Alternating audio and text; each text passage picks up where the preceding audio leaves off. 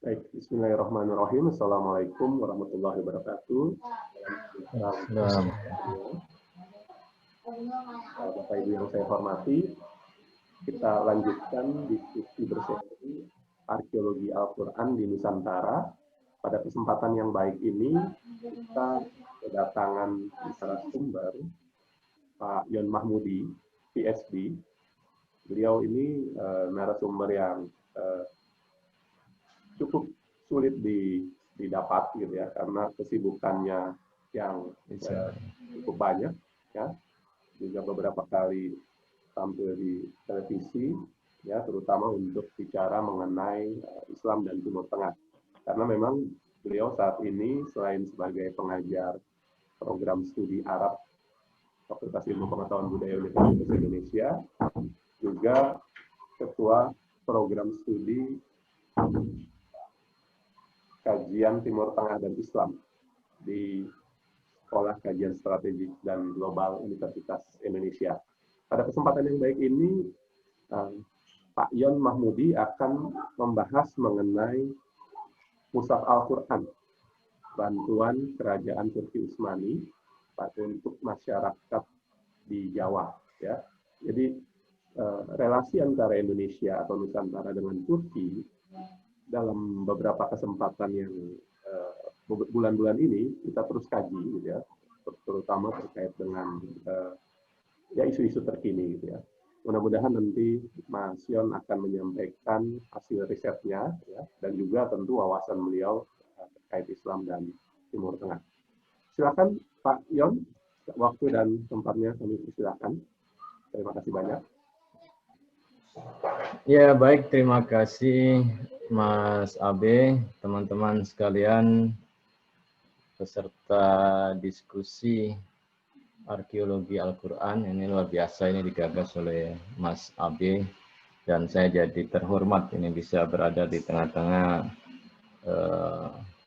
peserta diskusi yang biasa rutin ya mengadakan acara tiap Jumat malam ya.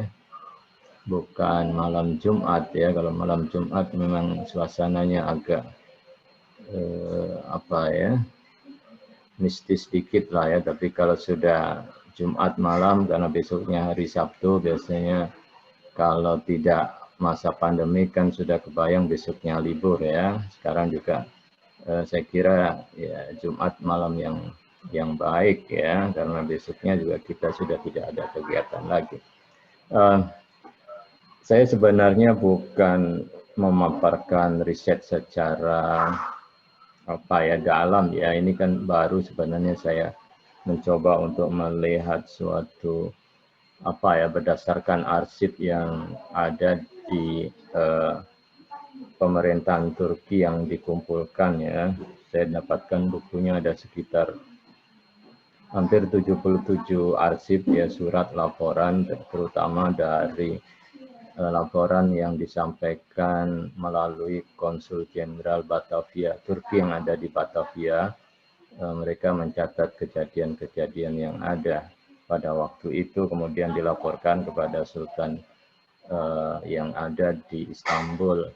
Nah, ada beberapa arsip yang kemudian saya ambil, ada sekitar 5 arsip sebenarnya, yang itu menceritakan tentang bantuan Kesultanan Turki, ya, bantuan Al-Quran, baik itu permintaan dari kaum muslimin di Jawa maupun juga ada inisiatif ya dari beberapa orang yang menyampaikan bantuan itu ke Jawa ya. Nah, memang pada era-era itu penggunaan kata Jawa atau Jawi itu hampir tidak hanya Pulau Jawa ya, tapi juga pulau yang lain ya. Ketika orang namanya belakangnya ada Al-Jawi, boleh saja dia berasal dari Sumatera, mungkin saja dari Nusa Tenggara atau tempat-tempat yang lain ya.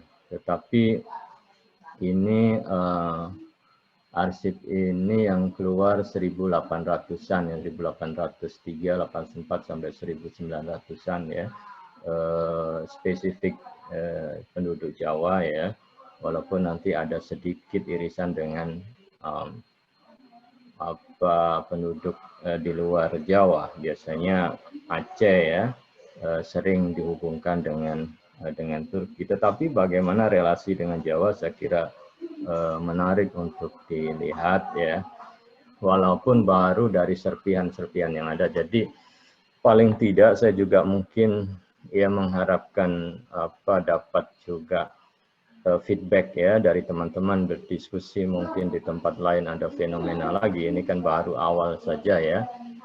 Bagaimana kemudian arsip dari Turki kemudian nanti dihubungkan dengan realitas yang ada di Indonesia sendiri, bukti-buktinya seperti apa, saya kira kemudian menarik.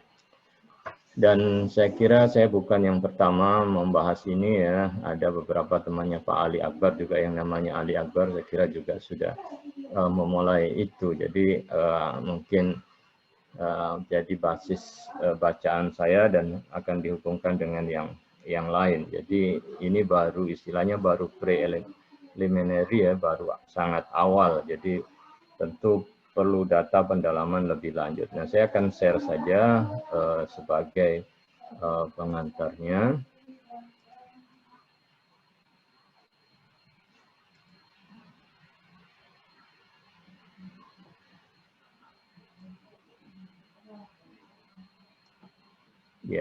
Ya, mudah-mudahan kelihatannya. Nah, nanti memang jadi ada bentuk mushaf ya yang ada di Indonesia, yang salah satunya nanti dipengaruhi dari mushaf Istanbul ya, yang berasal dari Turki dan punya gaya-gaya tersendiri ya yang bisa kita lihat. Dan nampaknya kemudian penetrasi Al-Quran dari Istanbul juga berjalan, saya kira tidak hanya abad ke-19, 1800, sebelum itu juga saya kira sudah masuk ya, tapi kebetulan catatan yang ada pada waktu yang ada sekarang itu baru di 1800-an ya, ketika ada bantuan Al-Quran. Tetapi saya kira kalau nanti kita lihat penerbitnya yang ada di Istanbul, mungkin jauh lebih lama ya dibanding kemudian data yang ada. Nah, mungkin ya mudah-mudahan yang di arsip pertama ya itu sebenarnya menceritakan ya tentang, ini adalah dalam bahasa Ottoman lama ya, kemudian ya sudah ada terjemahannya, yang salah satunya disebutkan bahwa Perdana Menteri melaporkan kepada Sultan Turki Utsmani bahwa pernyataan dari Konsul Batavia, ya, jadi 1800-an sudah ada Konsul Batavia, Turki Batavia di Batavia, di lampiran permohonan Menteri Luar Negeri telah diringkas dan isu tentang pengiriman jumlah Al-Quran ya, yang diterbitkan oleh percetakan Turki Utsmani. Ya. Nama saya kira Turki Utsmani ini masih general ya. Percetakannya seperti apa tentu nanti bisa dilihat di mushafnya ya.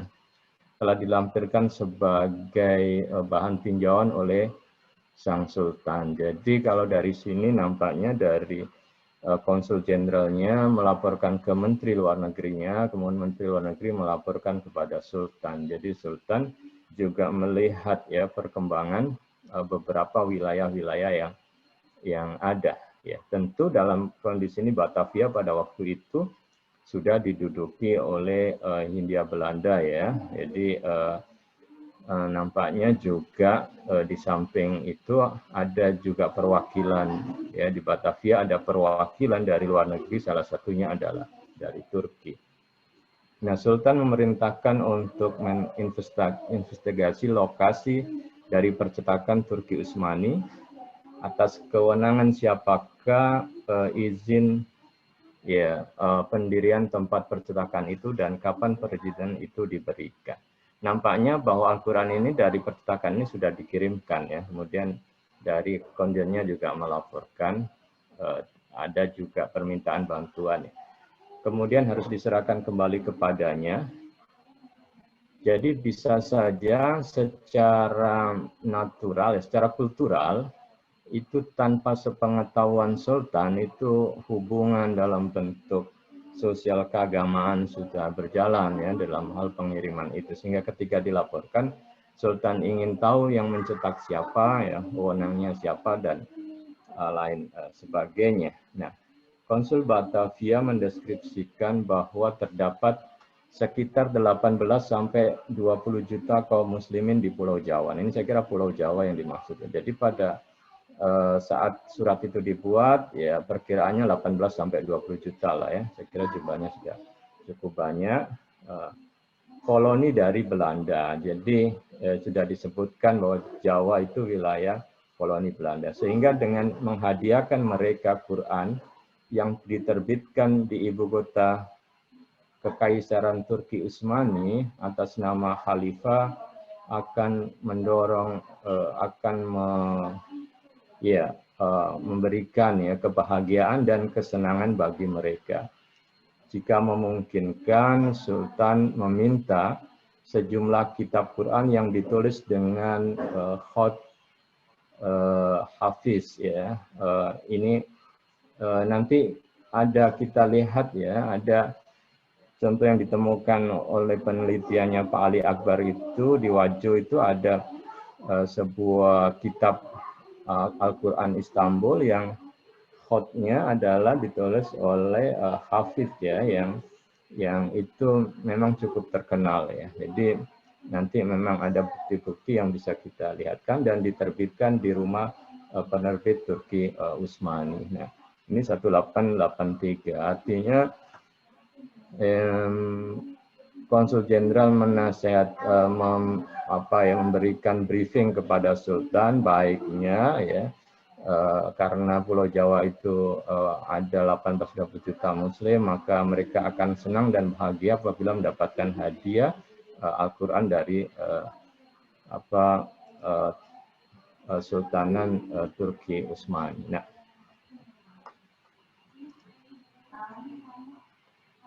oke, kemudian sebentar.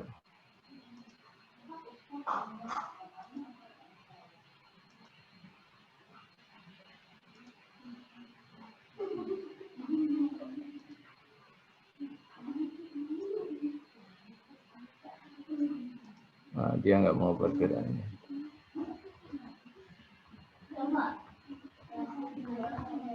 Nah, saya stop dulu.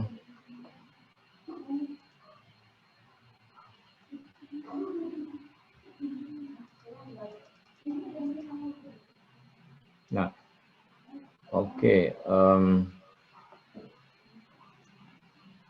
nggak saya share nggak apa deh, nanti sambil kalau sudah saya masukkan. Nah, kemudian pada arsip yang ke nomor 39 ya, itu disebutkan juga ada seorang pengusaha dari Sumatera ya, yang mengirimkan sekitar 600 Al-Quran dari Istanbul ya, dan itu Quran itu ditujukan kepada Konsul Batavia. Jadi nanti Konsul Batavia yang mengambil Al-Qurannya dan mendistribusikan. Jadi ada sekitar 600 Al-Quran. Pengusaha ini saya kira di situ disebutkan dia sudah punya hubungan dengan Turki Utsmani, bahkan pernah mendapatkan medali penghargaan dari Sultan ya, maka kemudian dia mengirimkan Al-Quran khusus cetakan dari Turki Utsmani. Nah, nanti juga di Palembang itu ya salah satu keluarga Sultan Palembang juga menyimpan Al-Quran versi Turki Utsmani ini ya. Jadi nanti ada di laporannya tulisan Pak Ali Akbar Baitul Quran itu saya kira spesifik ya menyebutkannya. Nah, kemudian juga di arsip yang ke-42 itu ada sekitar 700 Al-Quran dikirim ya. Jadi tidak hanya ke Jawa tetapi juga di Siam di Bangkok ya, jadi bersamaan ya. Jadi bisa saja nanti bahwa di Thailand di Bangkok itu juga kalau memang ada yang menyimpan, mestinya kemudian Quran-Quran yang dikirimkan itu ada di sana. Nah, arsip yang berikutnya ya ada arsip 54 juga ya hampir sama. Kemudian arsip ke-58 sebenarnya ini agak spesifik. Kalau sebelumnya bicara tentang Al-Quran, percetakan Al-Quran yang dibaca tiap saat. Ya. Nah, pada arsip 58 itu dijelaskan tentang permohonan pencetakan ya, untuk dicetak kembali tafsir Baidawi ya, berbahasa Jawi. Nah, ini agak menarik bahwa ada permohonan dari kaum muslimin di Jawa ya. Di sini disebutkan bahwa kiriman sebelumnya itu sudah habis ya. Jadi apakah dijual atau didistribusikan, bahwa ada tafsir Baidawi berbahasa Jawa dan itu dicetak di Istanbul dan minta untuk dicetak lagi. Nah, ini saya kira kemudian penting juga untuk melihat ya, pengaruh ya, jadi tidak hanya Al-Quran tetapi juga tafsir yang ini juga di Turki, tafsir Baidawi juga cukup dikenal dan banyak digunakan di pesantren-pesantren di Pulau Jawa atau Nusantara. Ini saya kira juga penting. Nah,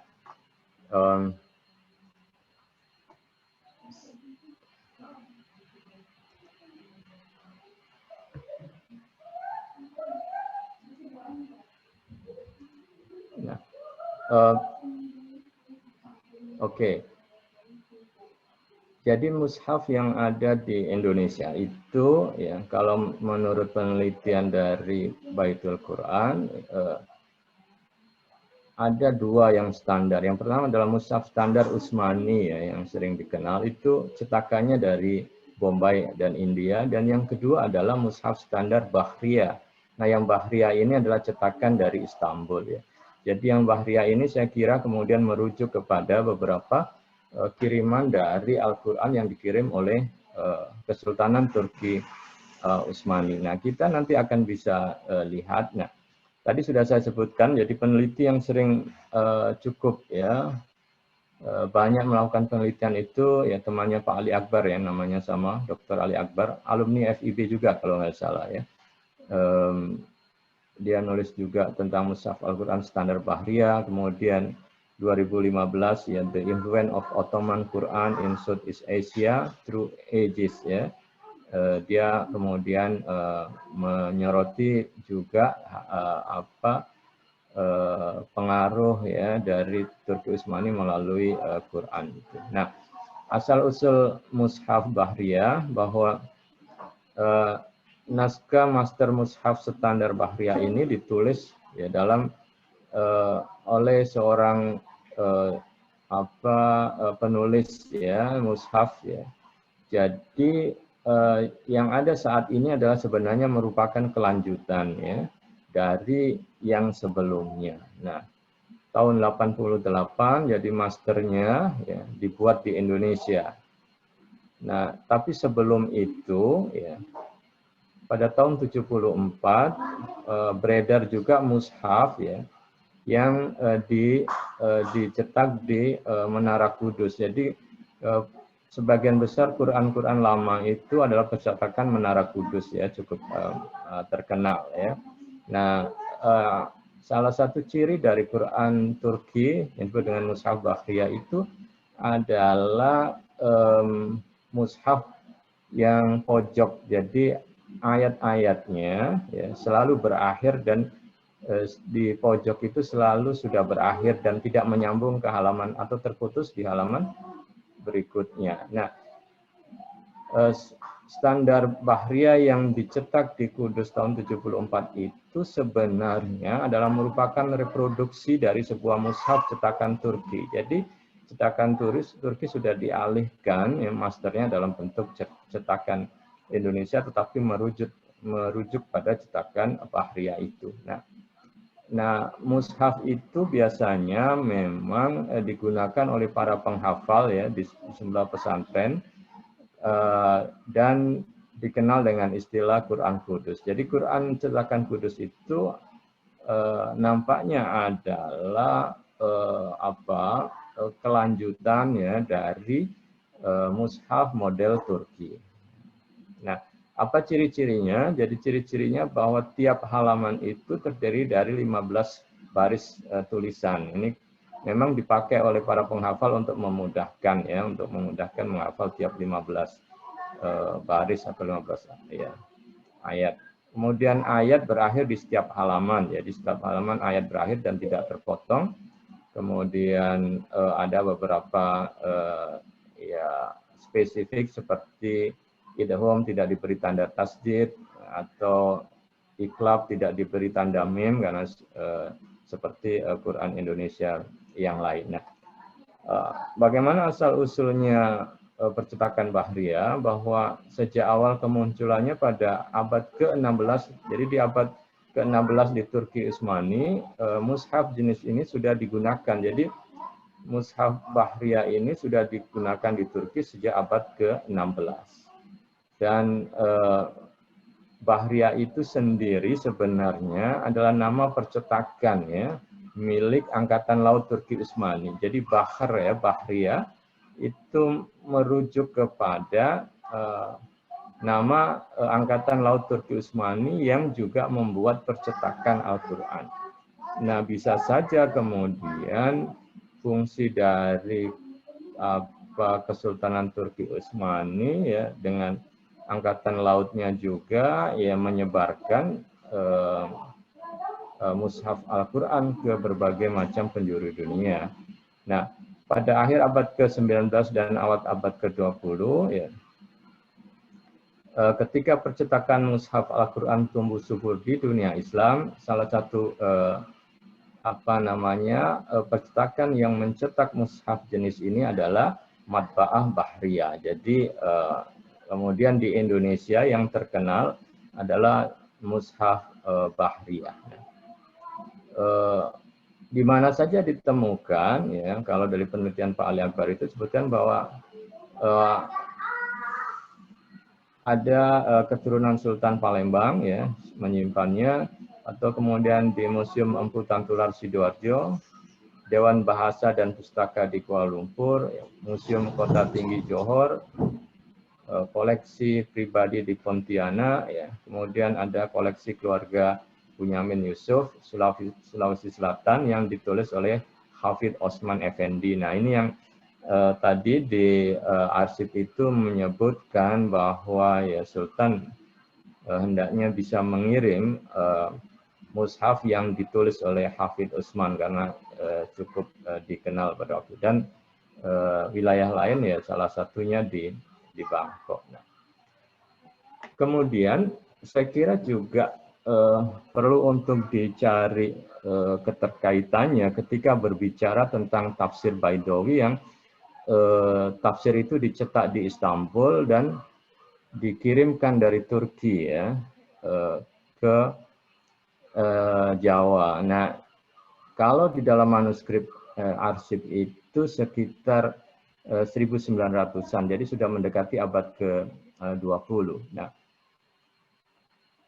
nampaknya bahwa tafsir itu diterbitkan pada tahun sekitar 1800-an, 1884-85 dalam bahasa Jawa, ya. Kemudian didistribusikan ke Pulau Jawa, ya. Ada yang dibagikan, ada yang dijual, dan kemudian minta ya, Sultan untuk menerbitkan ulang ya tafsir itu. Nah, tafsir dari Baidawi yang cukup terkenal itu karyanya salah satunya yang dijadikan pegangan adalah Anwar Tanzil wa Asrul Ta'wil. Ya. Tafsir yang sangat terkenal di kalangan Ahlus Sunnah wal Jamaah, terutama di kalangan pesantren. Nah,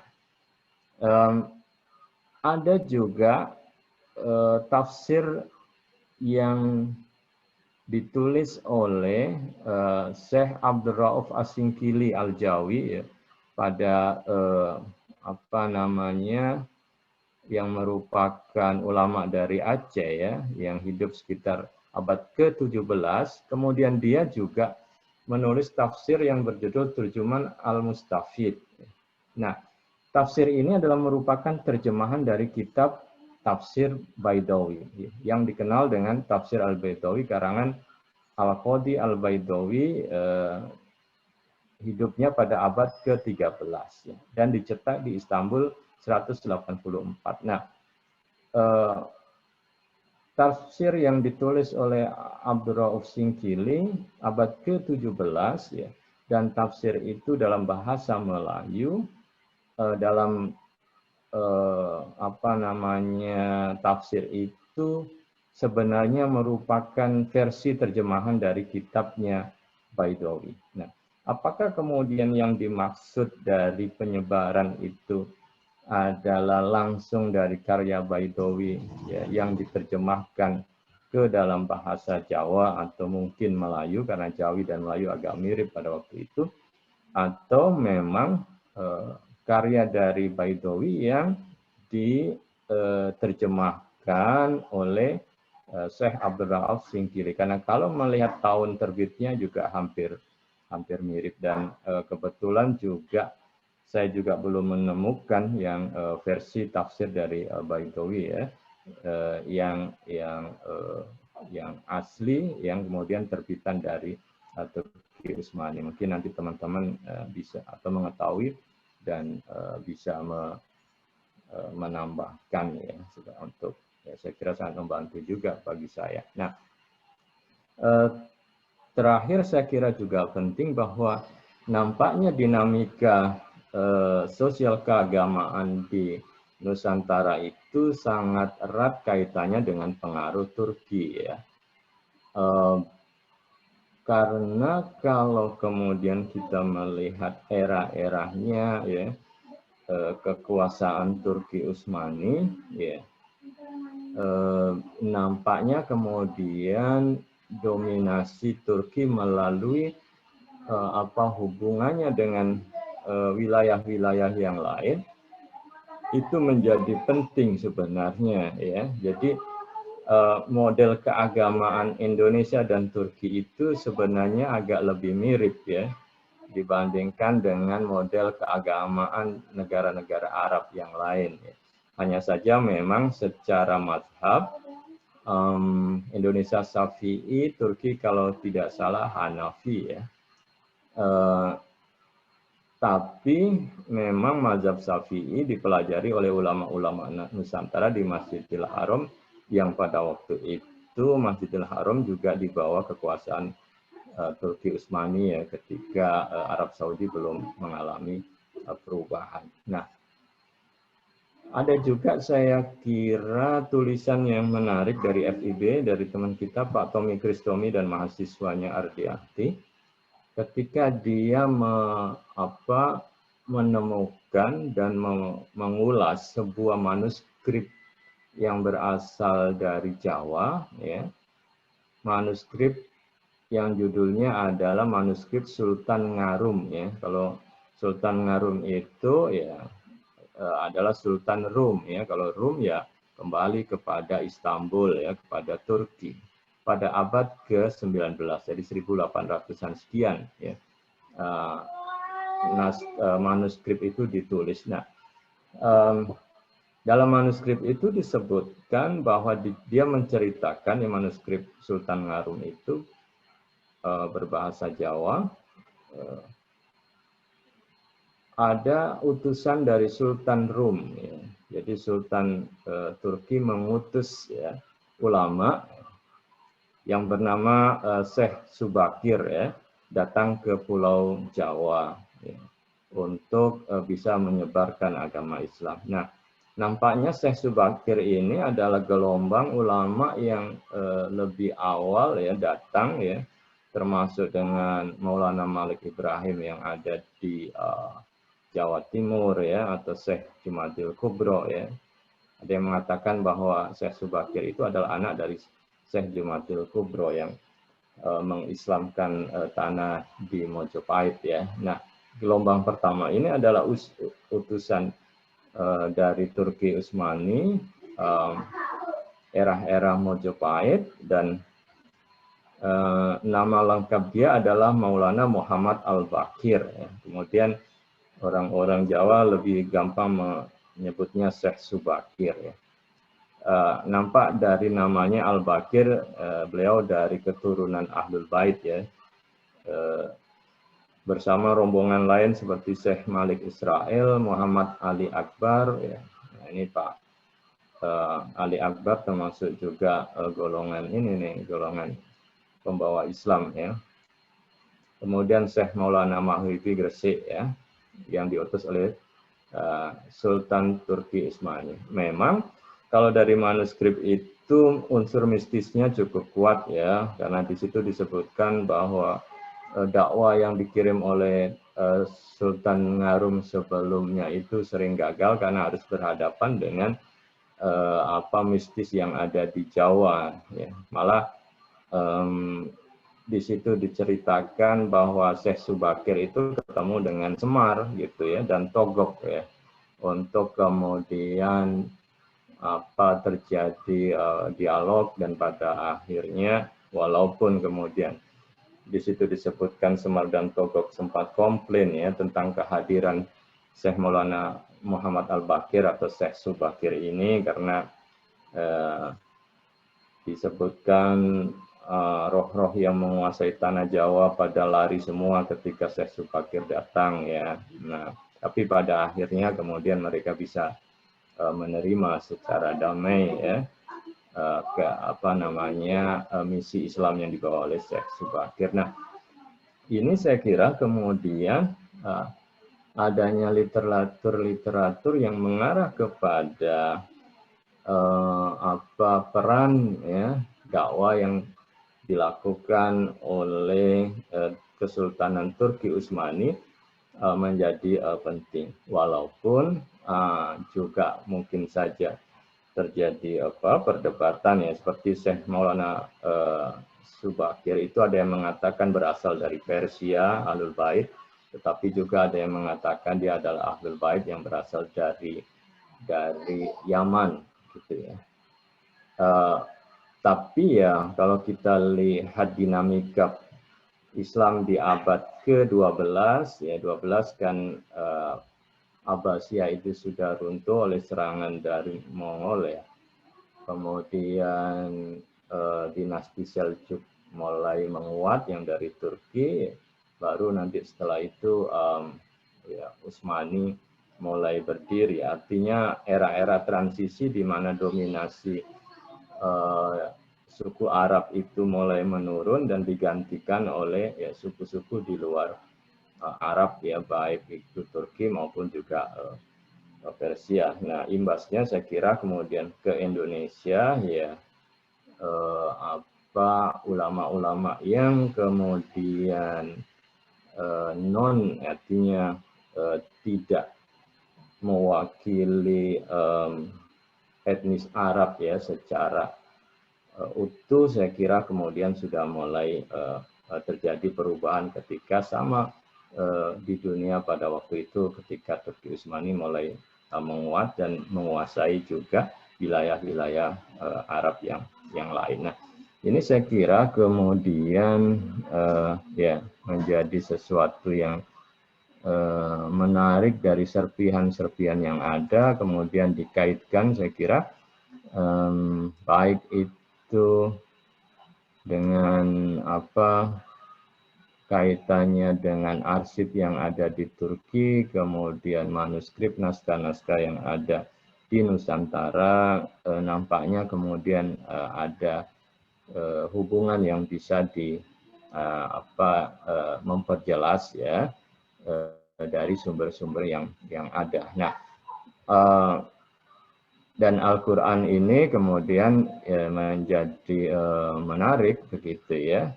Beberapa ada, dan kalau kita lihat yang disebutkan di situ mungkin baru ada sekitar 600-700 ya mushaf yang dikirimkan. Saya kira yang tidak tercatat juga lebih dari itu, atau mungkin dalam kurun waktu yang lama juga terjadi terus-menerus. Ya. Tapi kalau kemudian teman-teman ada yang menyimpan mushaf Turki Utsmani, saya kira itu menjadi langka ya, kalau bisa apa namanya sesuatu yang unik sebenarnya begitu ya, untuk melihat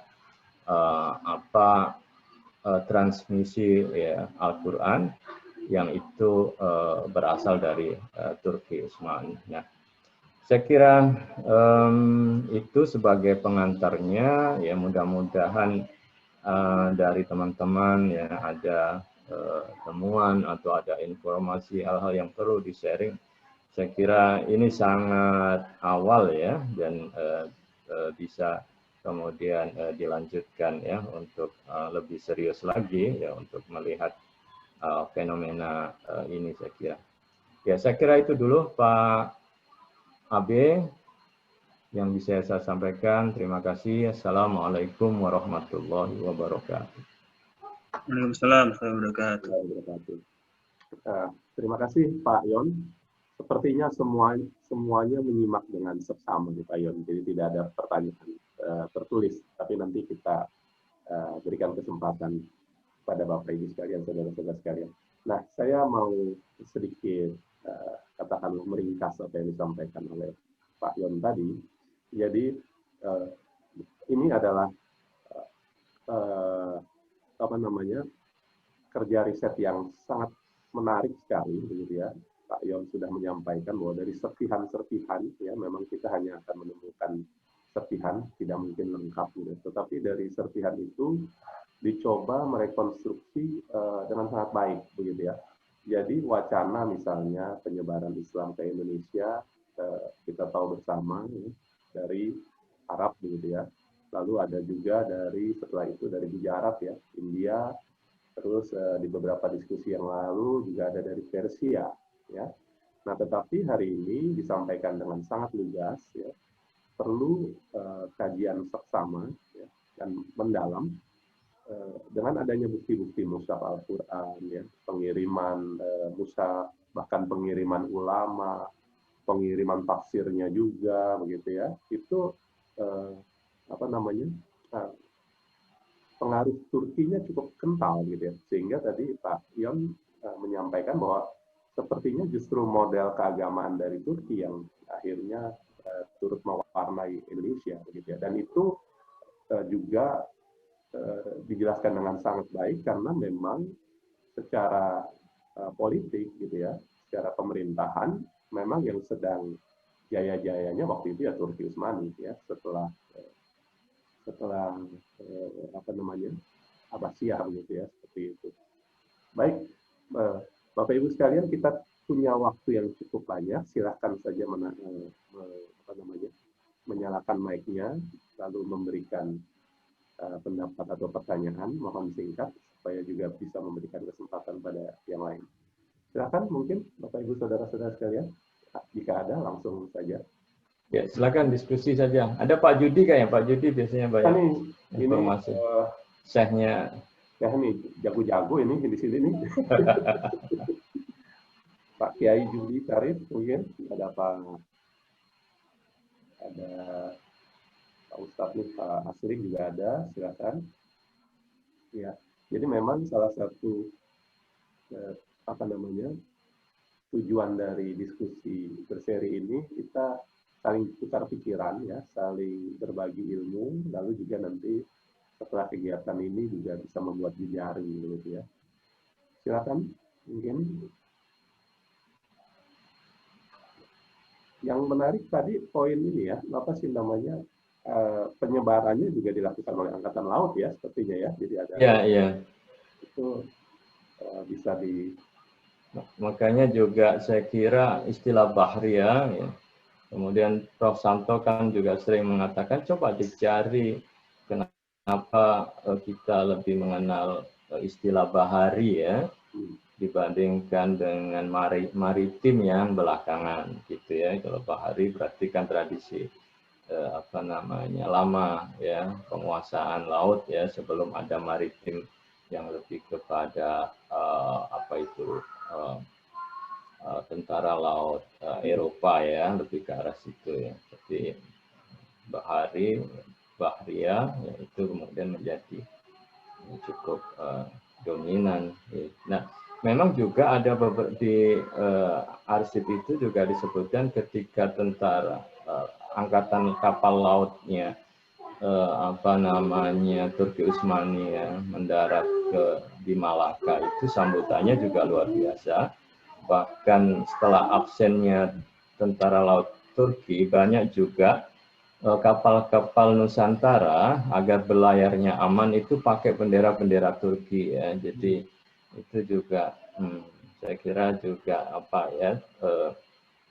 mungkin persaingan ya di laut pada waktu itu untuk mendapatkan keamanan begitu ya, walaupun tidak ada secara langsung di bawah Turki Utsmani, tetapi kemudian ketika terjadi persaingan di laut ya, beberapa pelaut kapal-kapal Nusantara menggunakan itu ya untuk ya mendapatkan keamanan.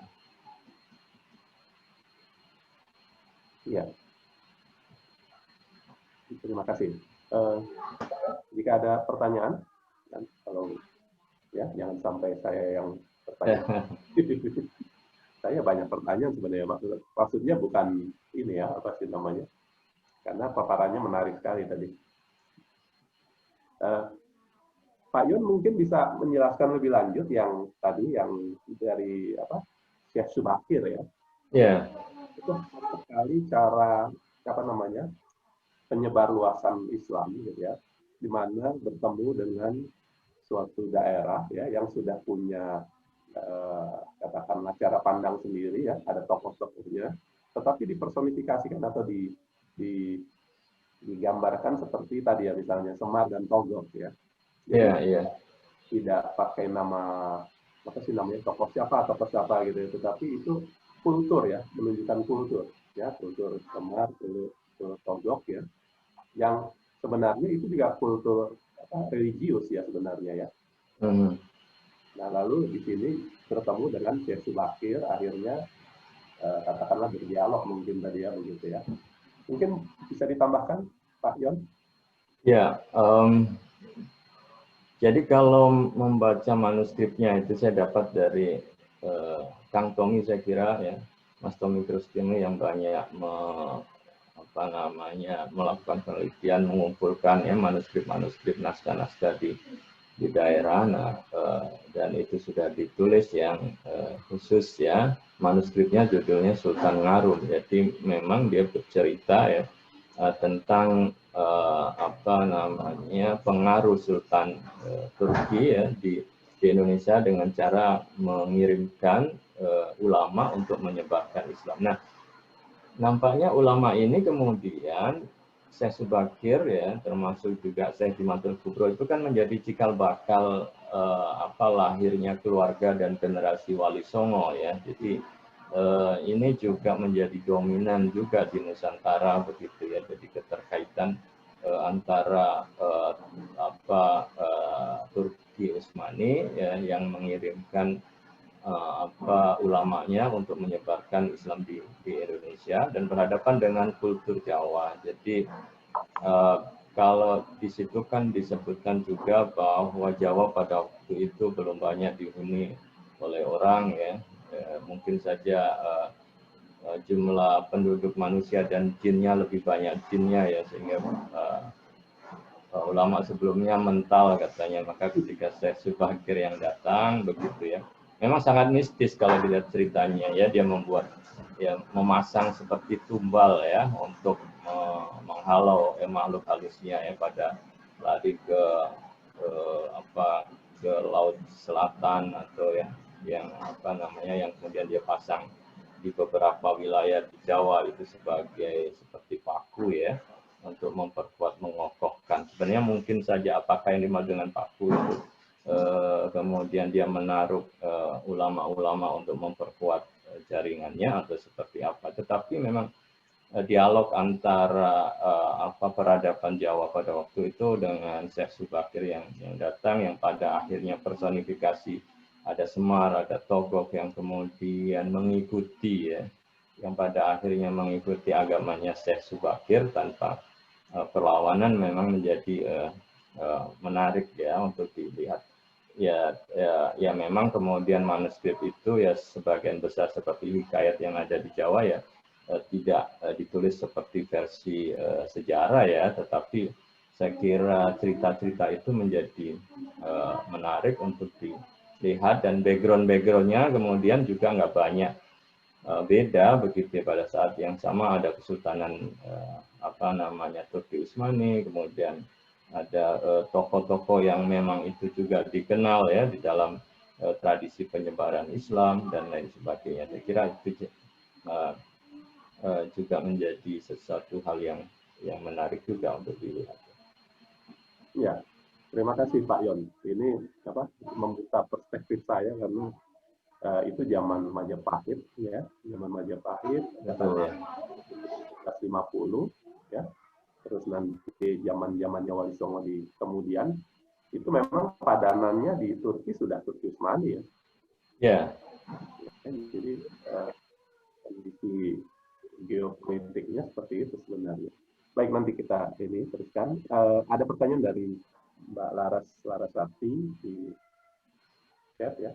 Selain membawa mushaf Al-Quran, apakah diajarkan atau disertai cara pengajaran langgam mengaji tertentu oleh orang Turkinya? Silakan Pak Yon. Nah, kalau di dalam arsip itu memang tidak disebutkan ya. Karena pada era abad ke-18, 19 ya 1800-an sekian itu saya kira pengajaran di Jawa itu sudah mulai relatif lebih mapan ya. Jadi sudah mulai diajarkan oleh ulama-ulama lokal atau orang Jawa yang pergi ke tanah suci ya untuk belajar agama Islam. Nah, difasilitasi saya kira kemudian dengan media Al-Quran itu. Yang disebutkan juga di arsip itu disebutkan bahwa ada terjadi keluhan di masyarakat, beberapa Quran yang didatangkan dari Arab itu beberapa ada banyak yang kesalahan huruf gitu ya. Maka mereka menganggap bahwa Quran terbitan dari Istanbul itu lebih baik ya dari situ. Nah, itu. Nah, mengenai langgamnya di arsip itu belum muncul ya. Mudah-mudahan sih nanti bisa juga didalami secara khusus ya, terutama teman-teman yang fokus terhadap qiraah Al-Quran ya. Memang pengaruhnya dari mana saja, apakah kemudian Turki juga terlibat atau berkontribusi di dalam hal mempengaruhi langgam atau genre di dalam hal pembacaan Al-Quran ya. Tapi kalau mungkin ada teman-teman yang pernah tahu atau membaca, bagus juga untuk di-share. Karena terus terang saya belum menemukan, belum sampai ke sana juga. Baik, terima kasih. Ada pertanyaan lain mungkin? Silakan jika ingin menyalakan mic-nya.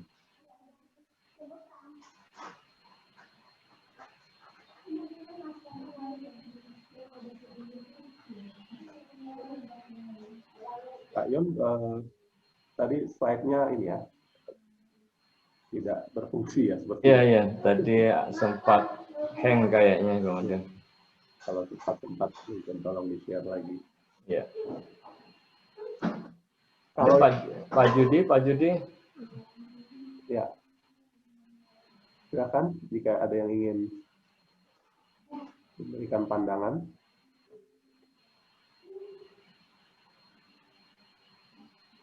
Kalau yang berapa baris itu dalam satu lembar itu khasnya Turki atau ada di beberapa negara yang lain juga atau di beberapa wilayah yang lain, Pak Yon?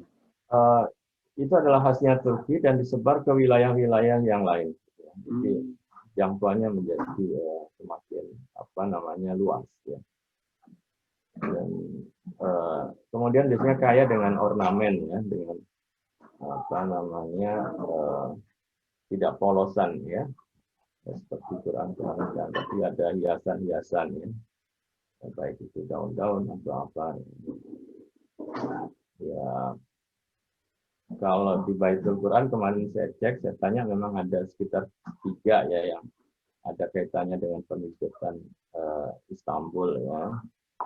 Tetapi ya saya kira mungkin di masyarakat ya kalau ada yang menyimpan, ya, saya kira banyak juga gitu ya untuk dilihat ya dari cetakan-cetakan yang berasal dari Turki ini.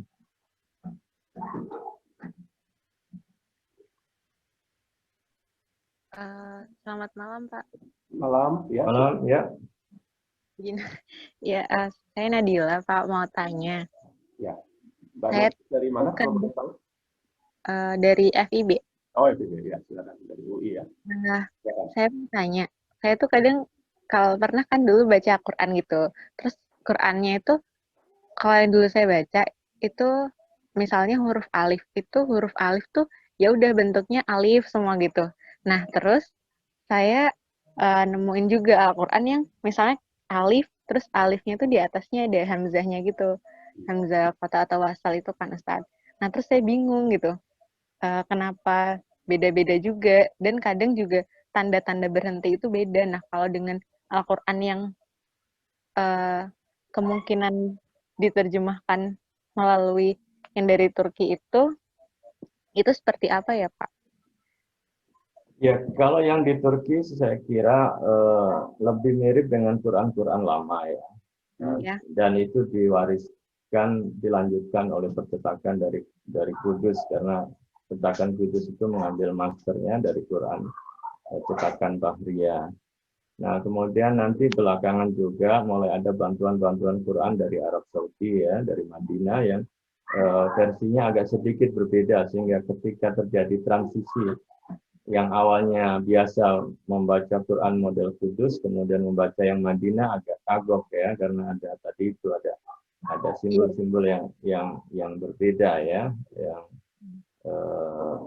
ada yang memang dikasih simbol, ada yang tidak ya dikasih simbol itu. Tetapi kalau yang dari Turki saya kira akan lebih untuk generasi lama saya kira lebih familiar ya dengan model Bahriyah Turki Utsmani, karena memang selama ini kita lebih dekat ke yang mushaf standar Utsmani yang itu awalnya dicetak yang dari Bombay ya. Ya. Ya, nah, kemudian ada model dari Bahriyah ini. Tapi sih secara umum sebenarnya sih juga tidak jauh berbeda, tetapi memang ada simbol-simbol tertentu yang mewakili dua mushaf yang agak sedikit membedakan. Baik, terima kasih Pak Yan. Kalau yang itu Pak, yang Al-Quran terkecil itu yang ada di Taman Mini, yang dikatakan berasal dari Turki ya, dari pemberian Turki itu bagaimana ya Pak? Saya masih bingung gitu kalau misal emang dikasih itu kenapa gitu, dan ya itu sih yang Al-Quran paling kecil itu loh Pak. Ya, memang ada juga ya Quran-Quran sangat kecil. Mungkin ini jadi agak tidak hanya dipakai untuk membaca, tapi juga menjadi suatu berbentuk seperti aksesoris juga ya. Jadi dan ada fungsi lain juga begitu ya, karena ketika dibaca ya dengan menggunakan pembesar itu hurufnya tidak berkurang begitu ya, tetap sama tetapi dengan kecil ya. Dan beberapa juga dijual ya, sekarang yang dijual itu dipasang dijadikan sebagai kalau di mobil itu dipasang ya, gitu, ya, untuk ya menambah kenyamanan ya ada nilai-nilai yang lain. Tetapi memang Qur'annya itu bisa lengkap 30 juz, tetapi dalam versi yang sangat kecil ya. Baik Pak. Terakhir Pak Yan, terakhir. Ya. Ini tadi saya sempat baca, apakah mungkin ada hubungan antara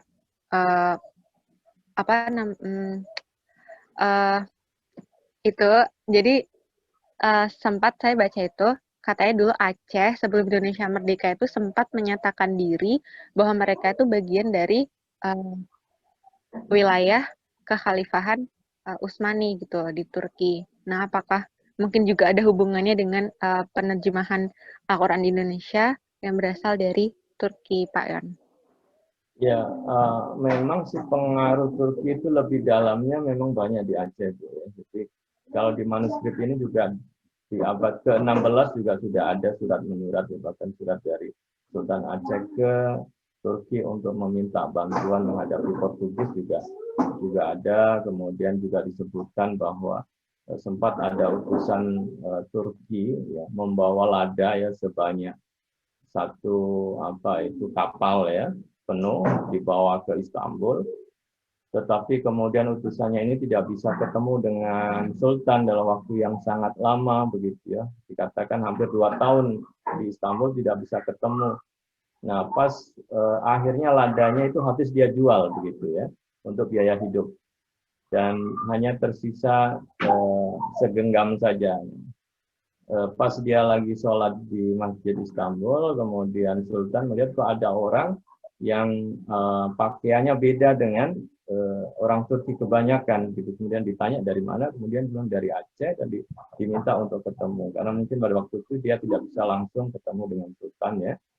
Nah kemudian dia menyampaikan bahwa sebenarnya tujuannya adalah untuk menyampaikan hadiah dari Sultan Aceh ke Turki, tapi karena hampir 2 tahun ya tertahan di situ, nggak bisa masuk, akhirnya dijual untuk biaya hidup dan ini hanya tinggal segenggam gitu ya hadiah yang dia berikan. Nah, dari situ kemudian nanti ada juga memberikan hadiah dalam bentuk meriam ya yang disebut dengan supa ya, untuk ya balasan segenggam itu.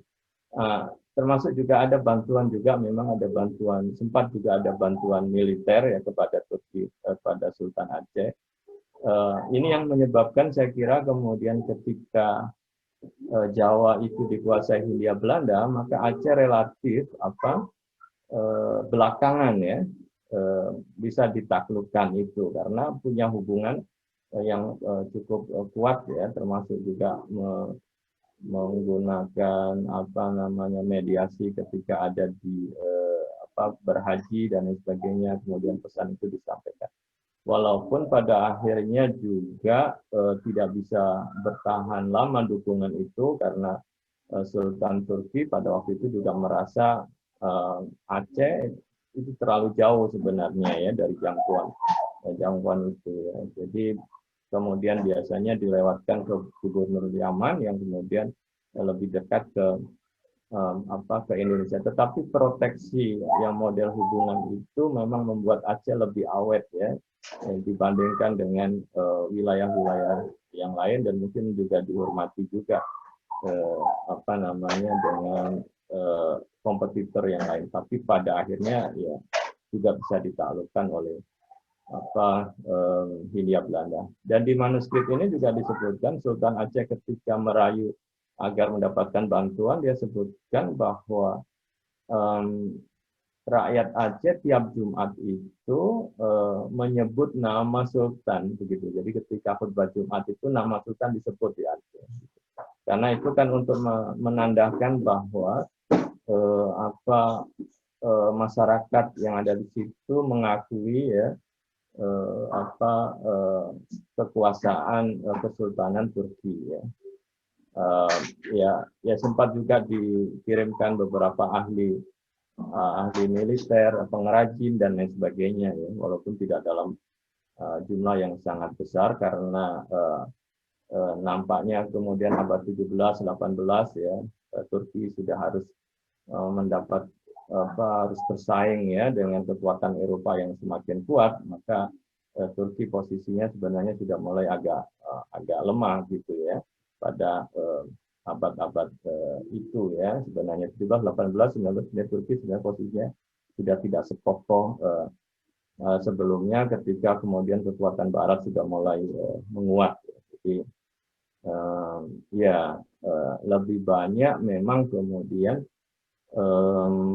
hubungan dengan Aceh ya, yang lebih bahkan kemudian kan banyak juga keturunan Turki yang tinggal atau kemudian menetap di Aceh ya, ada makamnya dan lain sebagainya.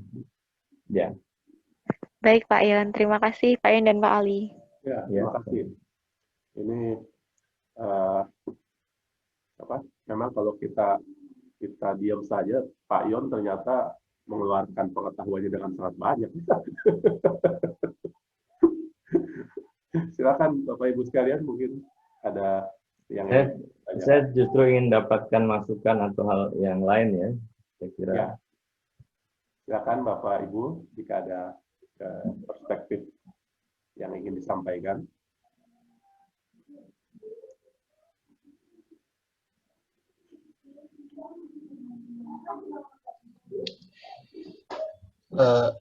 Saya mau tanya.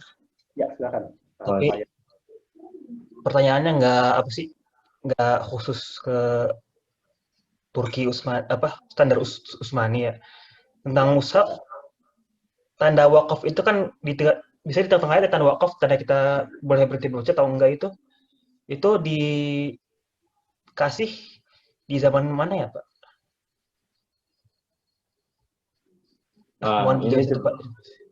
Ini sebenarnya ahlinya Pak Judi Sarif nih yang ngajar Al-Quran dan hadis ini. Silakan Pak. Yang bisa menerangkan ya. Memang kan awal-awalnya Al-Quran itu malah tidak ada barisnya ya, tidak ada barisnya sama sekali. Tapi agar tidak salah di dalam membaca ya, akhirnya kemudian barisnya dibuat, kemudian vokal-vokalnya juga dibuat ya. Dan penulisan pada masa Utsman bin Affan maka kemudian menjadi Mushaf Utsmani ya, yang merujuk kepada Utsman bin Affan ya, walaupun nanti ada model-model yang lain. Nah kemudian secara khusus tanda-tanda wakaf dan lain sebagainya, saya juga belum paham pada masa siapa ya diterapkan itu ya. Mungkin dari teman-teman sekalian ada yang tahu ya, bisa di-share juga ya. Nah tentang penggunaan itu, atau dari arkeolog Al-Quran menemukan. Ya, saya belum berani jawab itu Pak Yon. Sudah baca. Ya, terima kasih Pak Yon. Ya, oke.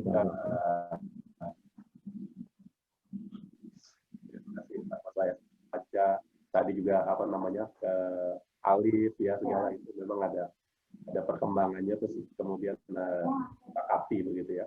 Tapi saya nggak berani komentar karena belum selesai bacanya. Baik, mungkin ada lagi yang lain?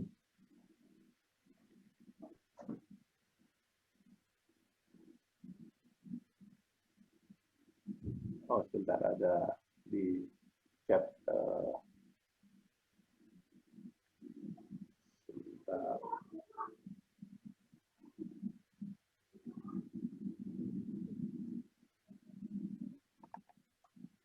Iya. Selain mushaf, apa ada kaligrafi mungkin Mas Jan, yang termasuk barang-barang yang dikirim atau barang hadiah? Ya, saya kira juga pengaruh kaligrafi Turki juga cukup dominan karena banyak ahli-ahli kaligrafi ya yang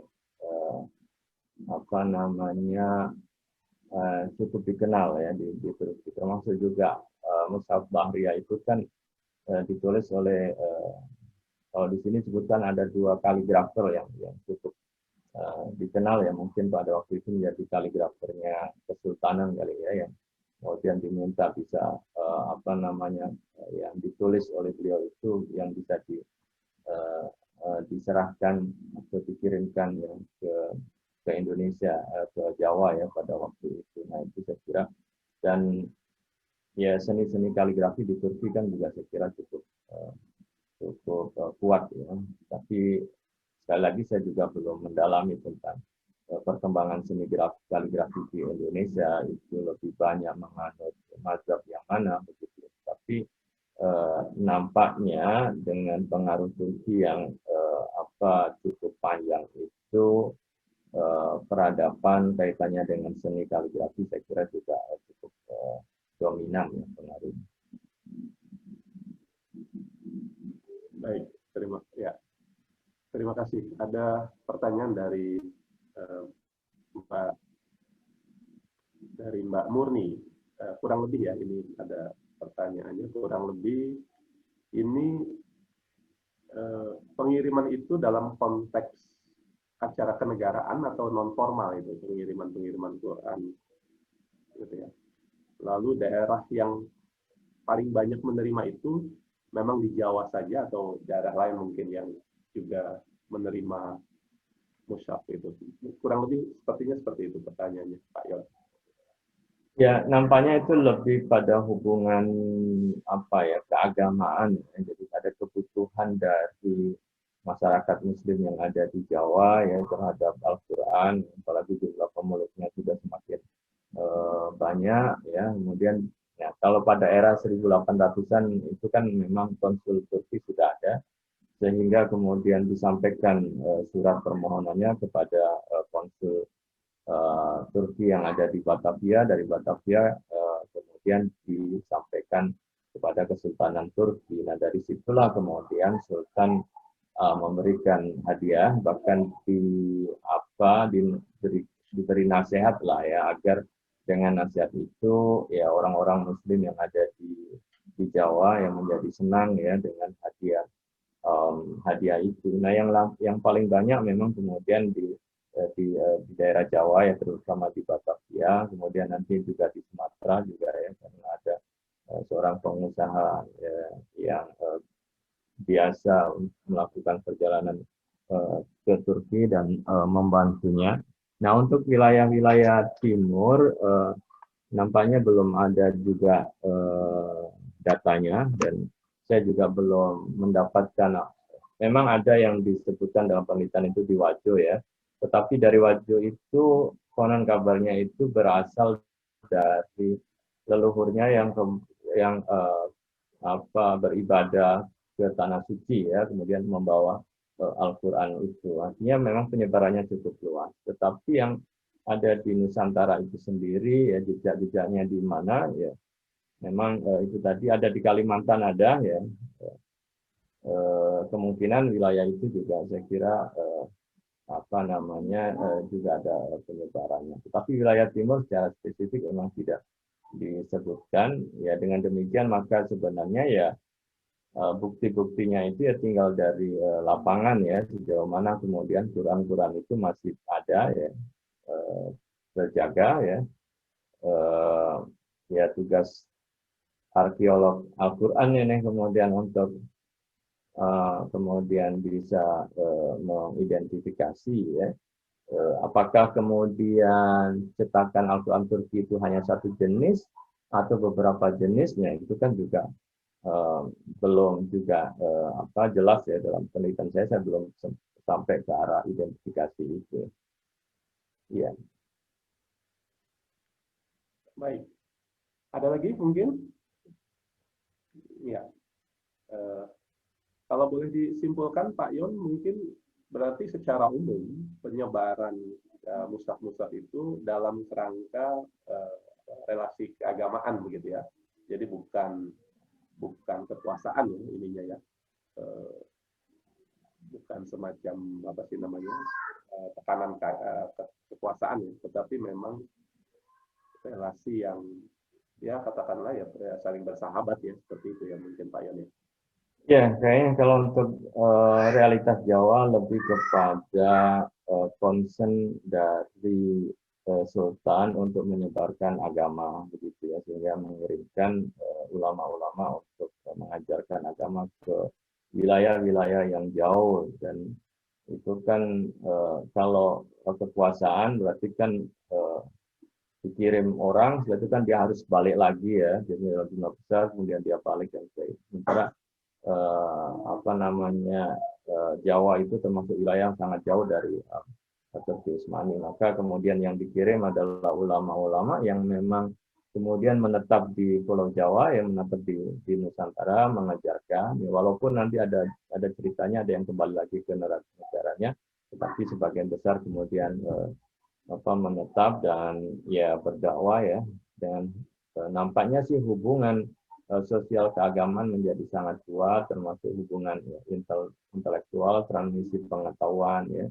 Dan Al-Quran itu saya kira sebagai pelengkap ya terhadap dakwah yang sudah mapan, kemudian ya masyarakatnya sudah aware untuk mempelajari Al-Quran, maka kemudian ya, bantuan-bantuan dalam bentuk Quran cetak itu semakin banyak. Tapi pasti itu didahului dengan misi-misi keagamaan yang dalam naskah-naskah lokal yang mulai sudah menceritakan, menyebut ya tentang peran dari Kesultanan atau Sultan Turki ya, yang sering disebut dengan Sultan Rum atau Sultan Harum ya. Dan di beberapa wilayah yang lain memang ada juga ya hikayat-hikayat yang menyebutkan ya tentang apa yang dia dengar ya dari negara yang sangat jauh begitu ya, tentang sultan yang memang imperium yang sangat besar. Pasti itu diceritakan juga ya, orang yang pernah ke mana, ke luar negeri berlayar dan lain-lain pasti ketemu dengan tentara-tentaranya, kemudian pulang pasti akan menceritakan ya secara spesifik. Di Aceh juga saya kira juga ada manuskrip yang juga sudah ditransliterasi, itu juga khusus menceritakan tentang kehebatan Sultan